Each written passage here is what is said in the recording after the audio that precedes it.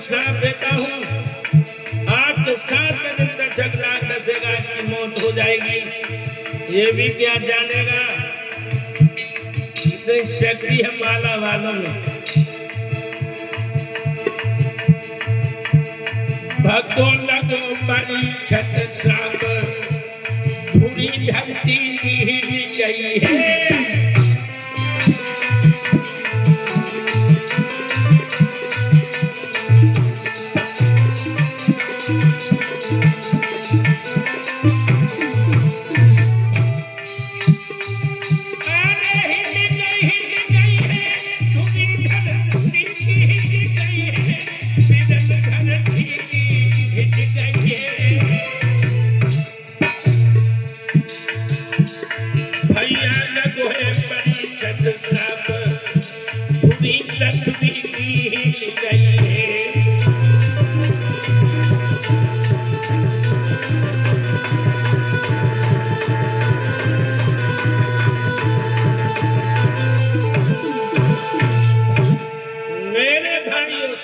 कर दिया। पुत्र भागा और भाग करके अपने पिता के बगल में बैठ करके श्रृंगी ऋषि रोने लगे। पिता का ध्यान पूर्ण हुआ और देखा तो गले में सर्प पड़ा हुआ है। महात्मा जी ने सर्प को फेंक दिया और हंसने लगे। अच्छा हंस क्यों नहीं बताए? हमारे गांव साथ के साधु ने हमसे मजाक की है, या हो सकता है कोई हमारी परीक्षा ले रहा हो, कोई अपना ही रहा होगा।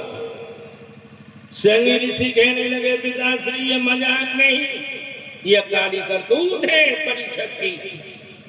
जानबूझ के तुम्हारे गले में मारा हुआ सांप डाला। अब पिताजी घबराने की जरूरत नहीं है। मतलब बोले सीधा सा उसने मद में आकर तुम्हारे गले में मरण सांप डाला, तो हमने उसके गले में जिंदा सांप पहना दिया है।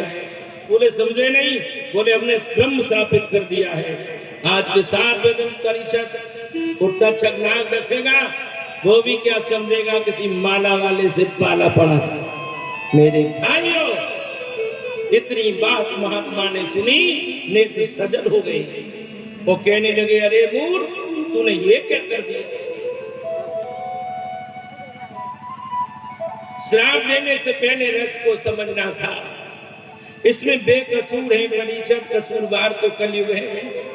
जिन्होंने राजा की मति को नियंत्रण कर लिया, मत वश कर दी, संत वही होगा है जो क्रोध आने पर सामने से शिक्षा देकर क्रोध पर काबू पा लिया। तूने ऐसे राजा को श्रापित किया है बगैर रहस्य को जाने हुए, जिसके शासन काल में जब वन में आराम से जीवन जी रहे हैं। हे मूर्ख बालक, तूने तो संतों की मर्यादा तार की है। जा, मैं भी तुझे श्रापित करता हूं, आज के बाद तुझे कई संतों में स्थान नहीं मिलेगा। तूने एक धर्मज्ञ नीतिज्ञ राजा को श्रापित किया है बगैर रहस्य को जानने हुए, और अपने शिष्य से कहा कि जाओ राजा को अवगत करा दो। तो इधर परीक्षक ने महल में आके जैसे ही मुकुट उतारो है, आत्माएं पाप पाप चिल्लाने लगी। राजा सोच रहा है संध्या होने आ गई, अब क्या करूं? सुबह जाऊंगा, अपराध मुझसे हुआ है, मेरे ऋषि से भूल की क्षमा मांग लूंगा। और तब तक महात्मा के शिष्य ने कहा कर हे राजन, अपनी गति का भान करो कि हम मजाक करने के लिए महात्मा ही मिले थे।